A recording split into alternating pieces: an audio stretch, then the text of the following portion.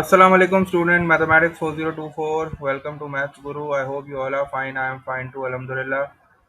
Grade 9 students, inshallah, in this video we will be looking at the solution of the first four questions of your EOI paper 1. The paper has already been shared with you on the channel, and this is the first video of the solution in which we will be looking at the first four questions. The questions are already solved. These questions are related to the topic of numbers, and you know that in numbers we have fractions and we have LCM, HCF. So these four questions are related to the topic numbers, and since these four questions belong to paper 1, so we are not allowed to use a calculator, so we have to do the working without the calculator. So let's just begin with the first question. The first question is workout, and the question is 74.6 multiplied by 10 minus 3.89 multiplied by 100. So we have to solve this. There are two numbers which are being multiplied with 10 and 100, and then they are being subtracted as well. तो यहाँ multiplication भी हो रही है और यहाँ जो है वो सब्ट्रैक्शन भी हो रही है। तो आपको पता है कि जब दो operations we have multiple operations, so we follow BODMAS, and in BODMAS we have to do multiplication first and then subtraction. तो पहले मल्टीप्लिकेशन करेंगे, दोनों नंबर्स को पहले मल्टीप्लाई कर लेंगे। तो 74.6 10 से मल्टीप्लाई हो रहा है और 3.89 जो है वो 100 से मल्टीप्लाई हो रहा है। तो पहले मल्टीप्लिकेशन करेंगे, उसके बाद सब्ट्रैक्शन करेंगे। अगर आपने पहले सब्ट्रैक्शन कर दी, 10 को माइनस कर दिया 3.89 से, तो ये पूरा कॉन्सेप्ट गलत हो जाएगा और ये पूरा जो है वो क्वेश्चन 1 मार्क का था, तो आपका सारा का सारा जो है वो काम खराब हो जाएगा, आपको मार्क्स नहीं मिलेंगे। तो पहले आपको क्या करना पड़ेगा, साइमल्टेनियसली 74.6 को 10 से मल्टीप्लाई भी करना पड़ेगा और 3.89 को भी 100 से मल्टीप्लाई करना पड़ेगा। जो दो आंसर्स आएंगे फिर आप उनको सब्ट्रैक्ट करोगे। तो इसकी सबसे आसान सी ट्रिक ये है कि जब आप मल्टीप्लाई करते हो तो आपको पता है आपका जो नंबर है वो बड़ा होता है, ठीक है। जब आप डिवाइड करते हो तो आपका नंबर छोटा होता है। तो नंबर बढ़ाने के लिए मुझे डेसिमल को जो है वो राइट साइड पे शिफ्ट करना पड़ेगा। अगर मैंने डेसिमल को लेफ्ट साइड पे शिफ्ट किया तो मेरा नंबर छोटा होगा, अगर मैंने डेसिमल को राइट साइड पे शिफ्ट किया तो मेरा नंबर बड़ा होगा। तो बस ये इस तरह याद रखना कि जब भी आपको नंबर बढ़ाना होता है तो आप अपने डेसिमल को जो है वो राइट साइड पे शिफ्ट करते हो। सिंस मुझे 10 से मल्टीप्लाई करना है तो मैं एक डेसिमल जो है वो आगे शिफ्ट कर दूंगा, तो ये नंबर बन जाएगा 746, जो कि मैंने यहाँ लिखा हुआ है। And then the sign of subtraction, and then I have to multiply 3.89 with 100 since there are two zeros. So on multiplying it with 100 this number will become 389, क्योंकि दो डेसिमल प्लेस शिफ्ट हो जाएगा, तो एक और दो, तो यहाँ पे डेसिमल आ जाएगा एंड पे 389 के बाद। तो मेरा जो नंबर बन जाएगा वो बन जाएगा 389। अब मुझे इन दोनों नंबर्स को सब्ट्रैक्ट करना है। सब्ट्रैक्शन की जो है वो सिंपल सी ट्रिक होती है, आपने जो है दोनों नंबर्स को जो है वो ऊपर नीचे लिख लिया। 6 में से 9 माइनस नहीं हो सकता, आपको बोरो करना पड़ेगा, और इसी तरह 4 से 8 नहीं हो सकता, तो ये भी छोटा है, तो आप फिर यहाँ से बोरो करोगे, ये 6 हो जाएगा, ये 14 हो जाएगा, लेकिन सिंस आपको एक आगे लेके जाना है तो ये 13 बन जाएगा, और फिर ये लास्ट नंबर 16 बन जाएगा। तो 16 में से 9 को माइनस करेंगे तो 7 आएगा, 13 में से 8 को माइनस करेंगे तो 5 आएगा, और जब आप 6 में से 3 को सब्ट्रैक्ट करोगे तो यू विल गेट 3। तो योर आंसर इज 357। कैलकुलेटर नहीं था, इसीलिए हमें जो है वो हाथ से वर्किंग करके दिखानी पड़ी। और मतलब आसान सा सवाल था, इतना मुश्किल नहीं था, लेकिन काफ़ी सारे बच्चे जो है जिनका कॉन्सेप्ट जो है क्लियर नहीं होता, तो वो यहाँ जो है वो मिस्टेक कर लेते हैं। ये बेसिकली बॉड मास की तरह का सवाल था। अगला क्वेश्चन भी बॉड मास से रिलेटेड है। 5 + 3 मल्टीप्लाई बाय, इस बॉड मास के क्वेश्चन में हमारे पास जो है वो तीन ऑपरेशन आ रहे हैं, एडिशन भी आ रहा है, मल्टीप्लीकेशन भी आ रहा है और सब्ट्रैक्शन भी आ रहा है। तो सबसे पहले बॉड मास कहता है मल्टीप्लाई करो, तो पहले मैं मल्टीप्लाई कर देता हूँ। 3 मल्टीप्लाई बाय 2 6 हो जाएगा। 5 और plus sign as it is आ गया, और ये -1 भी एज इट इज आ गया। अब जो है वो बॉड मास कहता है कि पहले ऐड करो फिर सब्ट्रैक्ट करो। तो मैंने क्या किया, पहले ऐड कर दिया। 5 + 6 11 हो गया, और 11 - 1 जो है वो 10 होता है, तो मेरा आंसर जो है वो 10 आ गया। अगर आपके पास एडिशन और सब्ट्रैक्शन दोनों हो तो you don't have to follow BODMAS. BODMAS को अगर आप ना भी फॉलो करो तो बस ये होता है इस तरह के, बस आप जो है वो फ्लो का ख्याल रखो, बस इस साइड से जो है वो अपनी कैलकुलेशन कर लो। पहले जो भी ऑपरेशन आ रहा है, सब्ट्रैक्शन आ रहा है, एडिशन आ रहा है, आप उसको कर लो, तब भी आपका आंसर जो है वो सेम ही आता है। लेकिन if you are following BODMAS, तो बॉड मास में पहले जो है वो एडिशन आता है फिर सब्ट्रैक्शन आता है, क्योंकि MAS होता है। तो एडिशन में पहले आपने 5 + 6 कर दिया 11, और फिर -1 किया तो 10, आपका फाइनल आंसर आ गया। सेकंड क्वेश्चन में वी हैव टू, हमारे पास दो फ्रैक्शंस हैं और दोनों फ्रैक्शंस को हमें ऐड करना है। दो फ्रैक्शंस को ऐड करने के लिए आपको पता है कि you have to make the denominator common.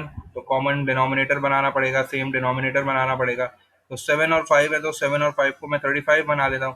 तो मुझे दोनों जगह पे डिनोमिनेटर में 35 बनाना है, तो यहाँ 7 है, इसका मतलब है आई have to multiply it with 5। तो 7 5 ज़ा 35, और चूंकि डिनोमिनेटर को 5 से मल्टीप्लाई किया तो न्यूमरेटर को भी करना पड़ेगा, तो 5 3 ज़ा 15, प्लस का साइन एज इट इज आ गया। अब यहाँ 5 है, 35 बना रहे हैं, इसका मतलब है 7 से मल्टीप्लाई करना पड़ेगा, तो 7 टाइम्स 5 इज 35, और 7 को 2 से किया तो 14 आ गया। Now I have the same denominator. जब सेम डिनोमिनेटर आ जाए तो उसको एक बार लिख लेते हैं, और जो भी ऊपर नंबर्स लिखे होते हैं उनको जो है वो सिंप्लीफाई कर लेते हैं। तो यहाँ 15 प्लस 14 है, तो 15 प्लस 14 इज 29, तो माई फाइनल आंसर इज 29/35। ये फर्दर रिड्यूस नहीं हो रहा, वरना मुझे इसको रिड्यूस भी करना पड़ता, तो मैंने यहाँ अपना फाइनल आंसर छोड़ दिया। तो final answer is 29/35। Part B में we have to find 2/3 of 6/11, giving your answer as a fraction in its simplest form. Of का मतलब मल्टीप्लाई होता है, तो 2/3 एज इट इज लिखा, ऑफ की जगह पे मल्टीप्लाई लिखा, 6/11 लिखा। अब आपको पता है कि जब दो फ्रैक्शंस मल्टीप्लाई हो रहे हैं तो क्रॉस कटिंग हो सकती है, तो ये 3 और 6 जो है वो कैंसिल आउट हो गया। 3 1 3, 3 2 6, और 2 और 11 नहीं हो सकते, तो 2 2 4, 4/11 इसका फाइनल आंसर आ गया। क्वेश्चन नंबर 3 में मुझे इवेल्युएट करना है 4/7 डिवाइड बाय 5/8। अब यहाँ दो फ्रैक्शंस डिवाइड हो रहे हैं, तो डिवाइड करने के लिए मैं क्या करता था, इस डिवीजन के साइन को मल्टीप्लाई में चेंज करता था, और इस डिवीजन के बाद जो फ्रैक्शन होता था, पहले वाला नहीं। काफी सारे स्टूडेंट्स में जो है वो ये कॉन्सेप्ट अभी क्लियर नहीं है, वो यही करते हैं कि फ्रैक्शन से पहले वाले को जो है ना वो फ्लिप कर देते हैं, ये गलत है। आप इस साइन के, जो भी आपके पास डिवीजन का साइन होता है उसके बाद वाले फ्रैक्शन को आप फ्लिप करते हो, ये 4/7 एज इट इज आएगा। इस डिवीजन के साइन को आप मल्टीप्लाई में चेंज करोगे, और उसके बाद जो ये फ्रैक्शन है 5/8, ये फ्लिप होके 8/5 हो जाएगा। और अब कुछ क्रॉस कटिंग नहीं हो रही, ठीक है ना, 4 5 से कैंसिल हो रहा है, ना 8 7 से हो रहा है, तो मैं बस क्या करूंगा, जब कोई कैंसिलेशन नहीं हो रही तो न्यूमरेटर को न्यूमरेटर से मल्टीप्लाई कर देता हूँ। 4 times 8 is 32, and 7 times 5 is 35, so my final answer is 32/35। ये फर्दर रिड्यूस नहीं हो रहे, इसलिए मैंने इनको यहाँ छोड़ दिया।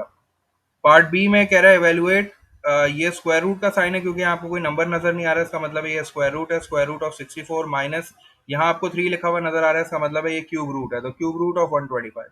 तो आपको पता है कि स्क्वायर रूट ऑफ 64 मतलब ऐसा कोई नंबर जिसको दो बार मल्टीप्लाई करूँ उसी से, तो 64 आंसर आना चाहिए। तो आपने जल्दी जल्दी जो है वो चेक कर लिया, 2 2 4, 3 3 9, 4 4 16, 5 5 25, 6 6 36, 7 7 49, और 8 8 64, तो इसका मतलब है कि स्क्वायर रूट ऑफ 64 इज 8, और क्यूब रूट ऑफ 125 5 है, क्योंकि 5 5 से 25 होता है, और 25 5 से जो है वो 125 होता है, तो 5 इसका आंसर आ गया, और फिर आपने 8 में से 5 को सब्ट्रैक्ट कर दिया तो 3 आ गया।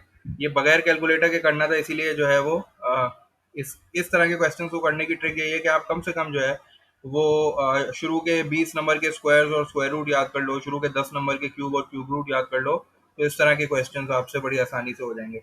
लास्ट क्वेश्चन को देख लेते हैं, क्वेश्चन नंबर 4। ये एलसीएम और एचसीएफ से रिलेटेड था, थोड़ा सा ट्रिकी क्वेश्चन था, काफी सारे बच्चों ने जो है वो उसमें मिस्टेक की है, थोड़ा सा इसको एक्सप्लेन कर दूं। क्वेश्चन नंबर 4 में हमारे पास उसने दो नंबर्स दिए हैं, पहला नंबर दिया है पी और दूसरा नंबर दिया है क्यू, और पी और क्यू को उसने जो है वो प्राइम फैक्टर्स के प्रोडक्ट की फॉर्म में जो है उसने दिया हुआ है, जैसे 2 cube multiply by 3 multiply by 5 square. उसने हमें कंप्लीट नंबर नहीं दिया, उसने हमें जो है ना वो प्राइम फैक्टर्स की फॉर्म में नंबर दिया हुआ है। 2 क्यूब मतलब 2 जो है वो 3 बार मल्टीप्लाई करो तो 8 हो जाएगा, 8 को फिर आप 3 से मल्टीप्लाई करो 24 हो जाएगा, और 24 को जब आप 25 से मल्टीप्लाई करोगे तो पी जो है वो बेसिकली 600 बन रहा है।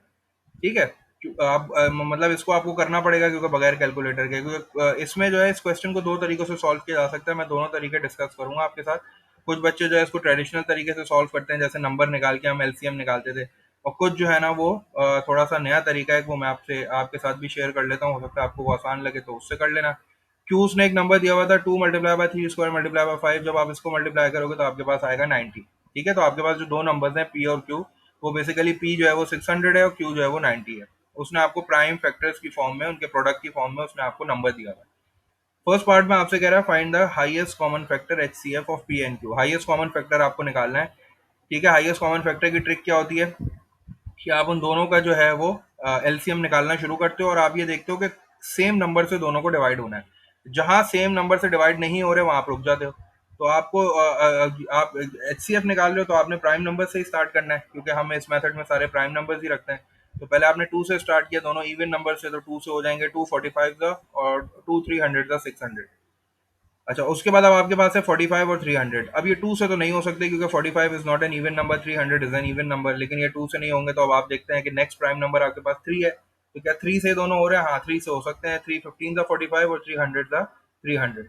अब आपके पास दो नंबर आ गए 15 और 100। अब आपको देखना है कि भाई ये दोनों नंबर्स कौन से सेम टेबल में आते हैं, तो 2 में नहीं आ सकते, 3 में नहीं आ रहे, 4 तो होता ही नहीं प्राइम नंबर, 5 में आ रहे हैं तो आप 5 से डिवाइड कर दो, 5 3 15, 5 20 100।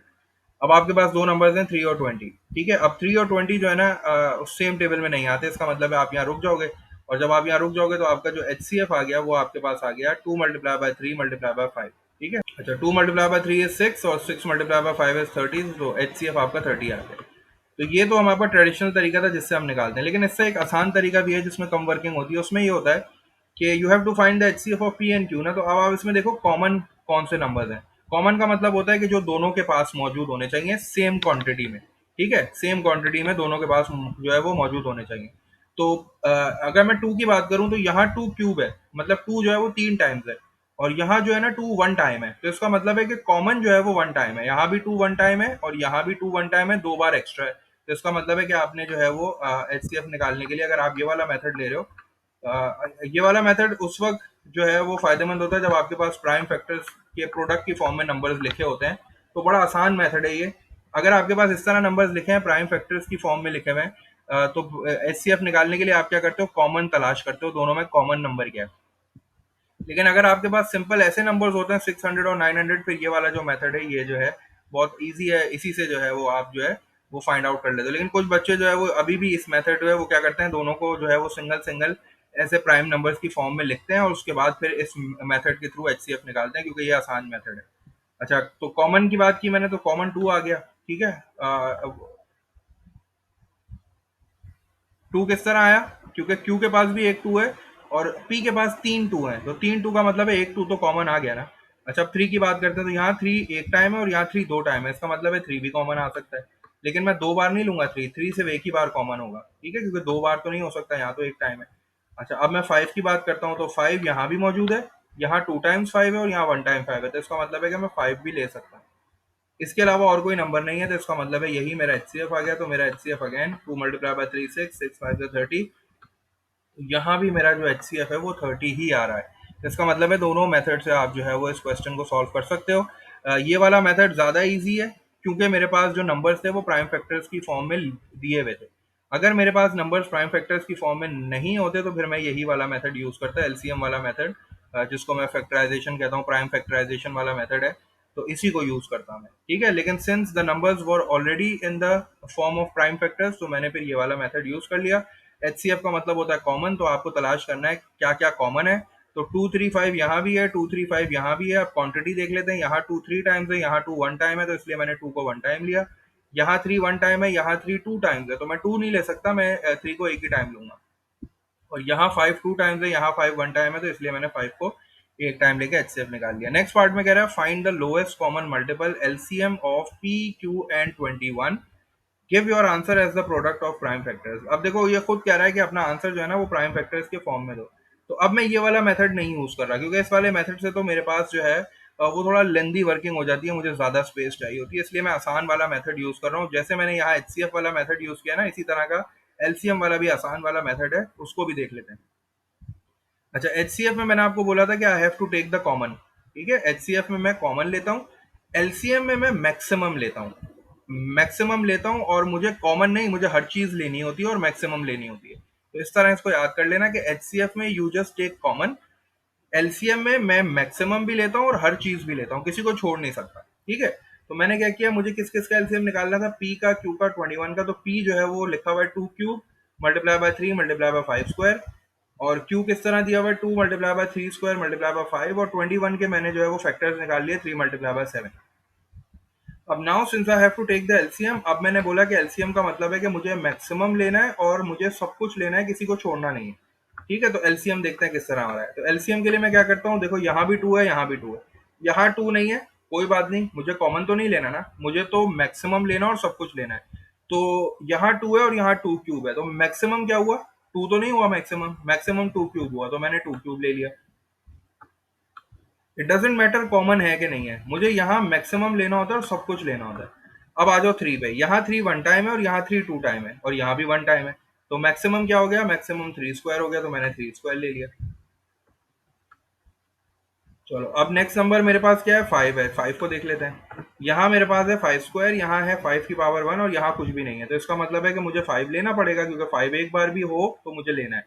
तो 5 स्क्वायर जो है वो मैक्सिमम है, तो मैंने 5 स्क्वायर ले लिया। अब मैंने आपको बोला था एलसीएम में मुझे मैक्सिमम लेना है और सब लेना है, कुछ छोड़ना नहीं है। तो अभी मैं एक नंबर और है, ठीक है, 7, जो कि सिर्फ यहाँ है, यहाँ नहीं है, मैं इसको छोड़ नहीं सकता, मुझे एलसीएम में ये भी लेना पड़ेगा। और मैक्सिमम कितना है, 7 एक ही बार है, और कोई 7 है ही नहीं, तो 7 को मैंने एक ही बार ले लिया।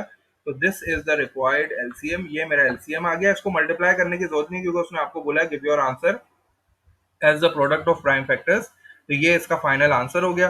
इसको आप मल्टीप्लाई करोगे तो मेरे ख्याल से 12,600 कुछ आंसर आ रहा होगा। आप इसको बिल्कुल ट्रेडिशनल मेथड, ये जो ऐसा मेथड होता है, इसमें आप 90, 600 और 21 को भी करोगे तो थोड़ी सी वर्किंग लेंथी हो जाएगी, लेकिन आंसर बिल्कुल यही आएगा।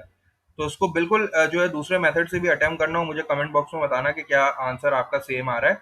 और ये वाला मेथड भी बिल्कुल सही है, आप इस तरह भी एलसीएम ले सकते हो। तो बस एचसीएफ और एलसीएम को समराइज कर लो इस तरह कि एचसीएफ में यू जस्ट टेक कॉमन, अगर कॉमन है तो आप लोगे, ठीक है, और उसको अनकॉमन को तो लेते ही नहीं है। और एलसीएम में आप अनकॉमन को भी लेते हो और मैक्सिमम लेते हो, ठीक है। जैसे 2 क्यूब है, 2 है, तो आप 2 क्यूब लोगे, मैक्सिमम लोगे।